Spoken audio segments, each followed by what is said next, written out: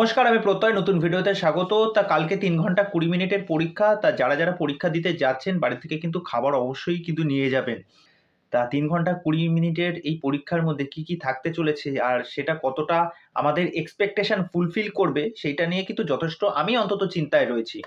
কেননা ইতিমধ্যেই তো ওই 3D 2Dর ব্যাপারটা নিয়ে তো একটা জলঘোলা শুরু হয়ে গেছে। মিউজিক নিয়ে তো যাচ্ছে তাই শুরু হয়ে গেছে, যেটা আপনারা আপডেট পেয়েও ছিলেন। যে অ্যাকচুয়ালি শেষ পর্যায়ে গিয়ে এরকম একটা ডিসিশন, মানে এত বড় একটা প্রজেক্ট। আর যখন পুষ্পা টুর যখন অ্যানাউন্সমেন্ট হয়, অ্যানাউন্সমেন্ট তো আজ হয়নি, বহু আগে হয়ে গেছে। তা সেই সময় থেকে এই সিনেমাটা নিয়ে মানুষের না তিলে তিলে তিলে তিলে একটা ইচ্ছা বলুন, স্বপ্ন বলুন, এই সিনেমাটাকে নিয়ে গড়ে উঠেছে। যে পুষ্পা তো এখন দেখুন একটা সিনেমা না, মানে এটা ওয়ান কাইন্ড অফ একটা ব্র্যান্ড হয়ে গেছে, যেটা ডায়লগের মধ্যেও আছে যে পুষ্পা কিন্তু এখন একটা ব্র্যান্ড। আর পুষ্পাকে মানে আল্লু অর্জুনকে সরিয়ে দিয়ে যদি এই গল্পটা আপনি একদম অন্যভাবে দেখেন, তাহলে কিন্তু আহামরি এই গল্পের মধ্যে কিন্তু সেরকম কিছুই নেই, তাই না? কিন্তু এই পুষ্পা এই জায়গাটা অর্জন করতে পেরেছে আজকে কোন মানুষগুলোর জন্য?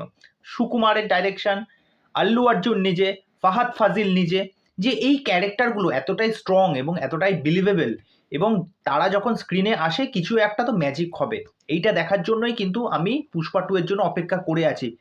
কিন্তু সত্যি কথা বলছি, কালকে পুষ্পা টু নিয়ে যথেষ্ট চিন্তায় আছে। পুষ্পা টু এর প্রত্যেকটা সং আমি বলি, সেটা বাংলা বলুন, অন্যান্য ল্যাঙ্গুয়েজ, তাদের ল্যাঙ্গুয়েজ হয়তো সেই ল্যাঙ্গুয়েজগুলোতে খুব ভালো হয়েছে, একটা দুটো আমি শুনেছি সেই ল্যাঙ্গুয়েজে খুব ভালো হয়েছে, কিন্তু বাংলা বা হিন্দিতে এক ফোঁটাও পোষায়নি।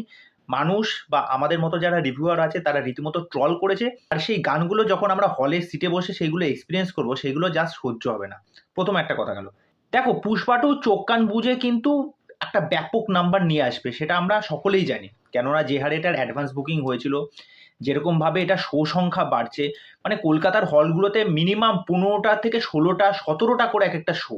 আমাদের ইভেন কল্যাণী সঙ্গমে চলছে মনে হয় 12টা কি 13টা শো। মানে এটা দেখে আমি অবাক হয়ে গেছি। আর প্রত্যেকটা শো হচ্ছে ফুল, অলমোস্ট ফুল 3খানা রয়েছে। মানে সেটাও ফিল আপ হয়ে যাবে, অলরেডি ফিল আপ হয়ে গেছে। তা কলকাতার হলগুলোও কিন্তু সেম সিনারিও।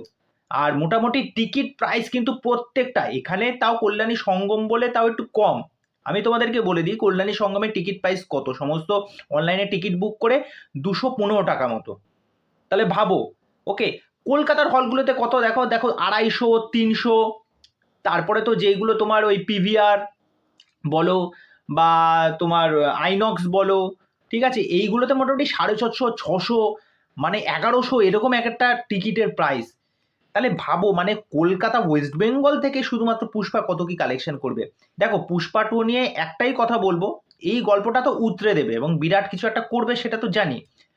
গল্প আর গল্পের মধ্যে টুইস্ট যদি না রাখতে পারে, আর গল্পটা যদি সেরকম হয়, তবে কিন্তু পুষ্পাকে থামানো যাবে না। এবং পুষ্পা, আই থিঙ্ক, দেখা যাক এবার জওয়ানকে বিট করতে পারে কিনা শাহরুখ খানের। তো দেখার হচ্ছে এটাই। তা আমার কালকে সকাল 8:30টার শো। তা তোমরা পুষ্পা টু নিয়ে তোমাদের কি মতামত সেটা আমার সামনে অবশ্যই রেখো। তা চলো, আজকের ভিডিও এখানেই শেষ করছি, পরবর্তী ভিডিওতে আবার দেখা হবে। সকলে ভালো থেকো আর চ্যানেলে এসে চ্যানেলটা সাবস্ক্রাইব করে দিও। বাই।